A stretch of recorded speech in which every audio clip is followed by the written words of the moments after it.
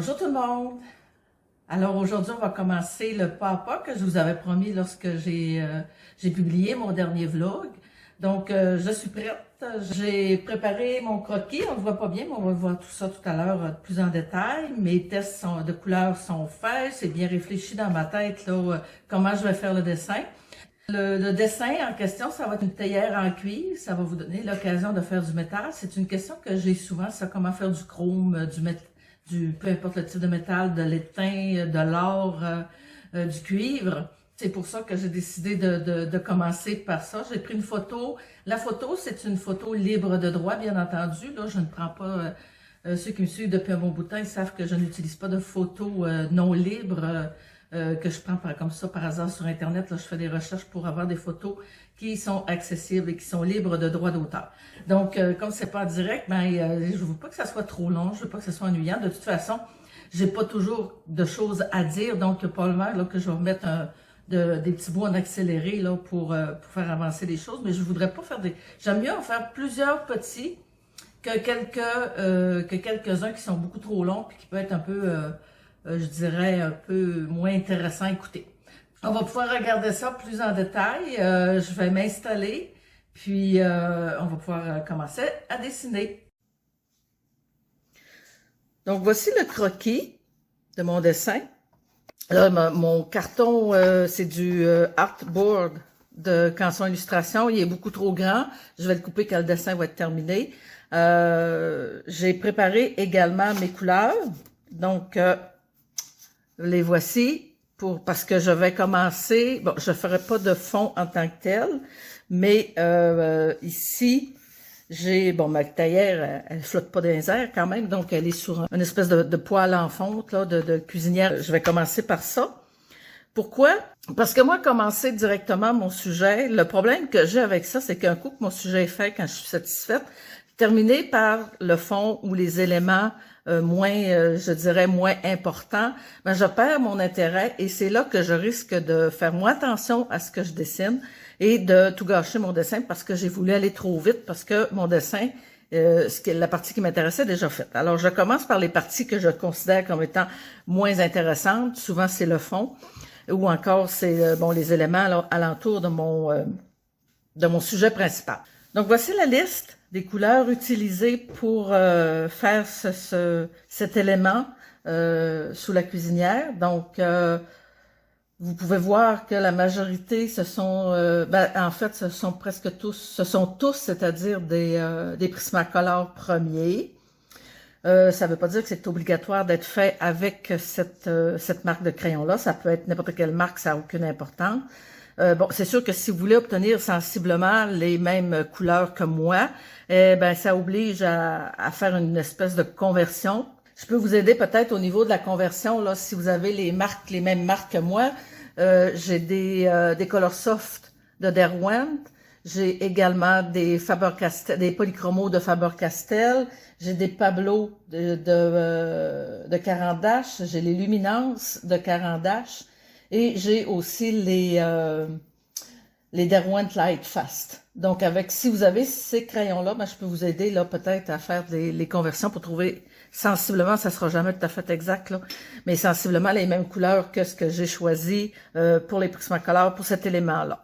Pour la théière, peut-être quand je ferai mes tests de couleurs, je choisirai peut-être d'autres marques, là, mais pour l'instant, ce sont des Prismacolor. Donc, si je vous montre mes tests de couleurs, ils sont ici. Donc, si je m'approche un peu, on va essayer de... Et voilà. Donc, j'ai mes éléments ici qui est plus foncé. Ces couleurs-là, c'était surtout au niveau là pour avoir mon fond qui virait un peu sur le turquoise. Ici, j'ai mes éléments là parce que sur la photo, comme vous pouvez le constater, c'est pas bleu uniforme. Il y a un peu de rouille, il y a un peu donc c'est pour montrer là. C'était pour faire ça que j'avais commencé à faire ces tests-là. Parce qu'il y a quelques éléments sur la photo qui sont vraiment plus turquoise, là, mais je suis pas certaine vraiment que cette partie-là va me servir, mais au cas où. Je l'ai fait au cas où.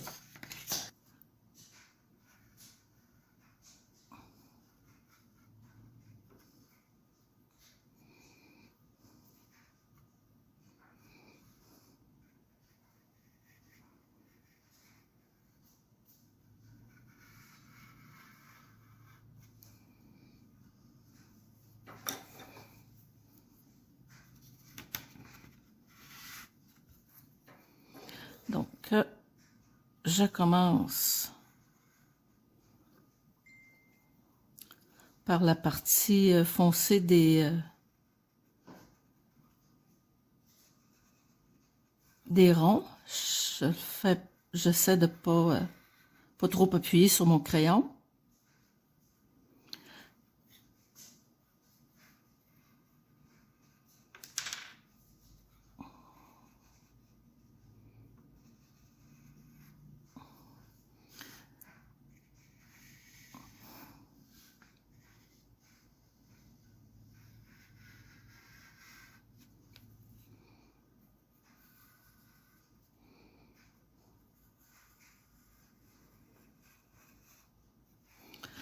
Bon, c'est pas extraordinaire. J'ai mal pris mes repères, mais c'est pas grave. On va récupérer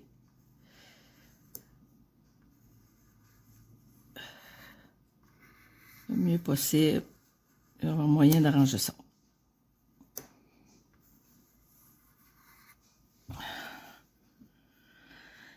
Alors, première couche.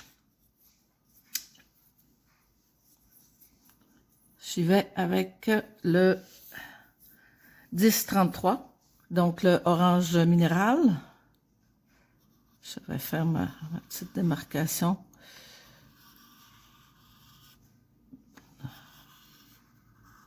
Au niveau de la théière. Et voilà. Et c'est parti.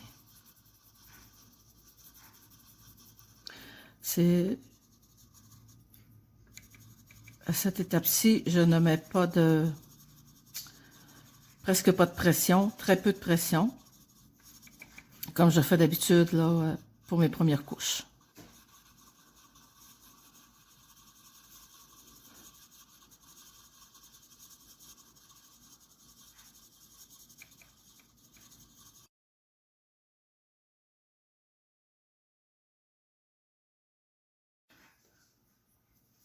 Donc, à partir d'ici, je vais rester à l'intérieur.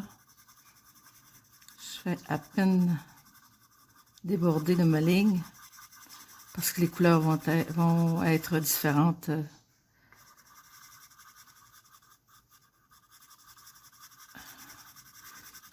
Là, ici, il va y avoir un ombrage. C'est l'ombrage du bec de la théière. Donc, je ne le fais pas tout de suite non plus.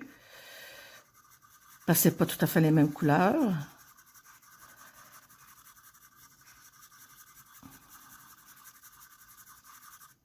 Donc ici, on va faire une transition peut-être un peu moins carrée, là. Tandis que j'y pense, si vous prenez un papier beaucoup moins lisse que ce que moi j'utilise, vous allez devoir prévoir soit mettre plus de couches que ce que moi je fais, ou encore utiliser une pression un peu plus forte pour si vous voulez pas voir le grain du papier. Utilisez peut-être aussi éventuellement là, un crayon mélangeur, un blender à la fin du dessin là, pour aplatir le tout. Là. Parce que avec un crayon, avec un papier à grain, c'est beaucoup plus difficile, ça demande plus de couches.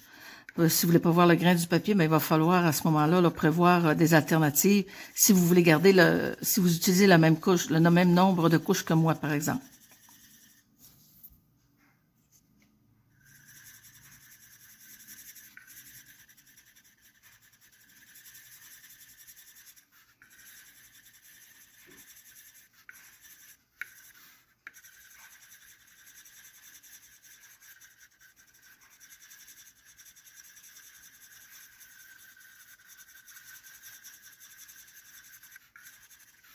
Il faut s'assurer d'avoir de la couleur partout, de ne pas laisser de blanc, sinon on va avoir des mélanges qui ne seront pas uniformes là, au fur et à mesure qu'on va monter les couleurs. Donc les petits blancs, il faut aller les compléter, les remplir au fur et à mesure. Et voilà. Si je regarde, donc ça veut dire qu'à peu près comme ça ici.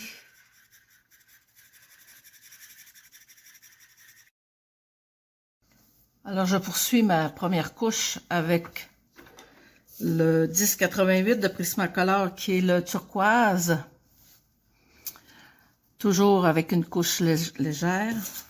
Je vais faire ma ligne un peu plus...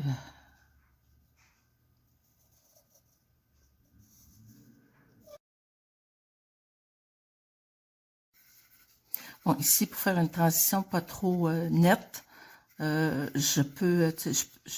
peut en passer un petit peu, là, déborder un petit peu sur l'autre couleur.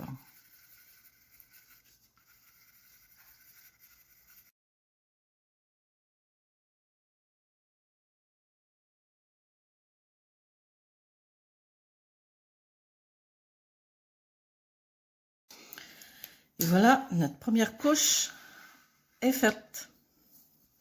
Pour l'ombrage du bec, j'y vais avec le 1027, le bleu pan.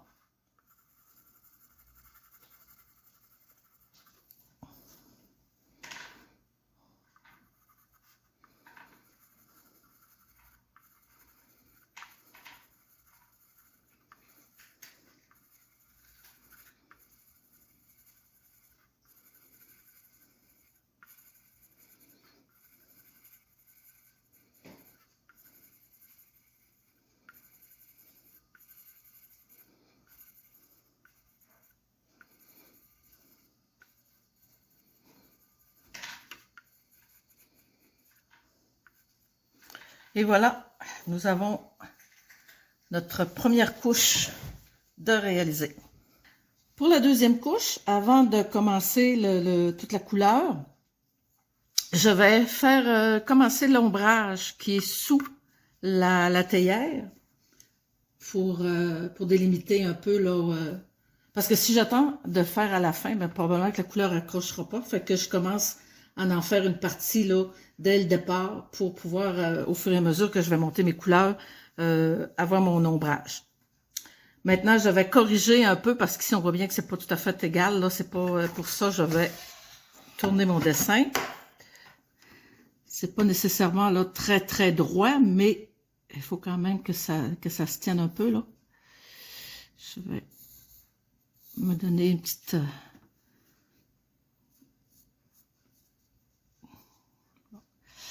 Donc, parce que si je ne fais pas un ombre sous la théière, on va avoir l'impression que la théière flotte. Donc, c'est pas nécessaire là, que ce soit très large. De toute façon, c'est jamais très large là, quand il y a une ombre qui est collée sous un objet. Donc, je fais une légère pression. J'ai utilisé le 1099 Expresso, qui est un brun assez foncé. Et voilà.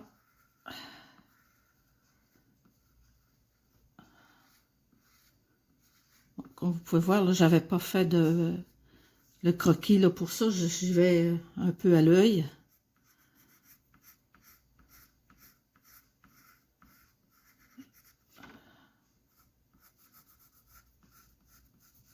C'est une légère pression. Et voilà.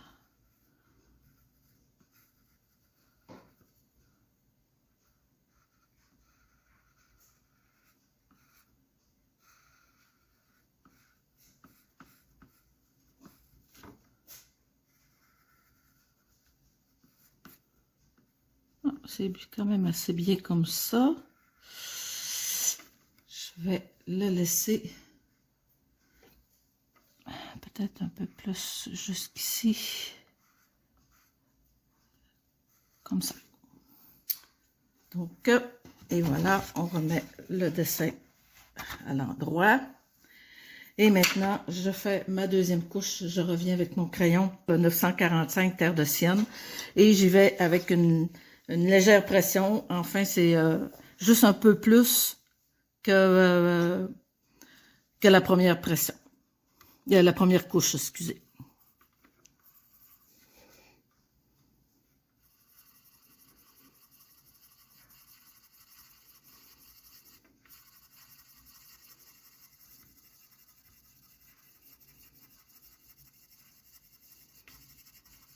En fait, la pression permet de... C'est ce qui va permettre de mélanger les couleurs. Les pigments vont finir par se mélanger au fur et à mesure qu'on va monter les couches et qu'on va augmenter la pression. Et c'est comme ça qu'on obtient un mélange de couleurs.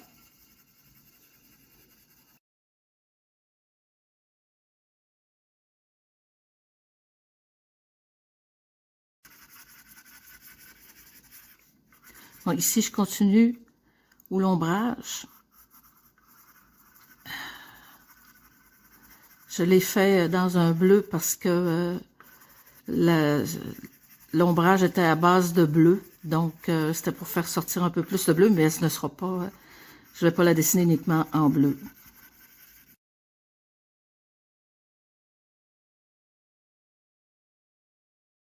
Je vais poursuivre avec la partie bleue. Donc, je poursuis toujours avec mon 945, mais cette fois-ci, je vais y aller par petites sections. Je vais rajouter de la couleur sur le bleu pour faire un peu plus de nuances parce que c'est pas comment je dirais, ça va faire plus naturel là, que si je le fais tout bleu. Donc, on fait comme des taches, si vous voulez. Là, vous pouvez, on peut s'inspirer un peu de la photo là pour ajouter un peu. Donc ici, contrairement à cette section-là, j'y vais vraiment légèrement. Là. Je mets pas beaucoup de pression, à peine là, si je mets une pression là.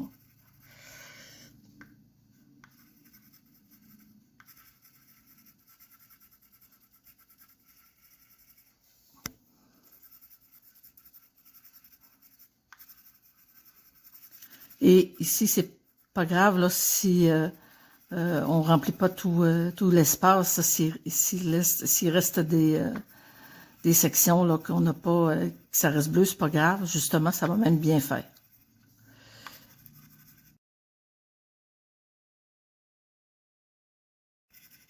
On va rajouter un petit peu ici.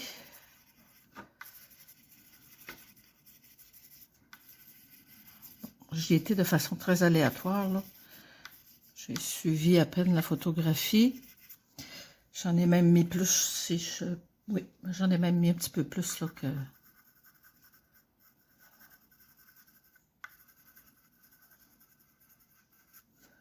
Et voilà. Ça devrait être suffisant. On pourrait le calculer comme une deuxième couche, mais c'est tellement léger que moi, je ne le calcule pas comme étant une deuxième couche là, pour cette section-là. Donc, je reviens avec mon crayon turquoise 1088.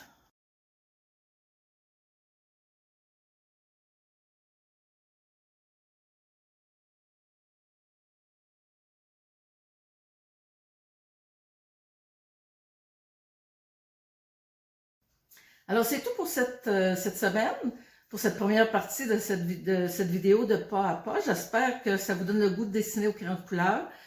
Si vous avez des questions ou des commentaires, ne vous gênez pas. Ça va me faire plaisir de vous répondre, de vous aider du mieux que je peux. Vous pouvez communiquer avec moi soit par les commentaires sous cette vidéo. Vous pouvez utiliser le groupe Facebook que j'ai créé exprès pour faire pour les pas à pas. Même ma page Facebook d'artiste, ça va me faire plaisir de vous répondre. Peu importe le moyen que vous utilisez, je vais vous répondre, c'est certain. Donc, si vous avez apprécié, n'oubliez pas de me laisser un petit pouce, ça fait toujours plaisir parce que des fois, on n'a pas nécessairement quelque chose à dire, mais au moins le pouce me donne une indication que vous appréciez ça. Alors, la prochaine vidéo devrait être la semaine prochaine. Je vais tout faire à moins que, bon, c'est sûr que des fois la vie fait qu'on ne peut pas toujours. Je vais essayer là, de poursuivre là, cette semaine ce pas à pas là pour vous autres. Alors, je vous dis bye bye et à la prochaine!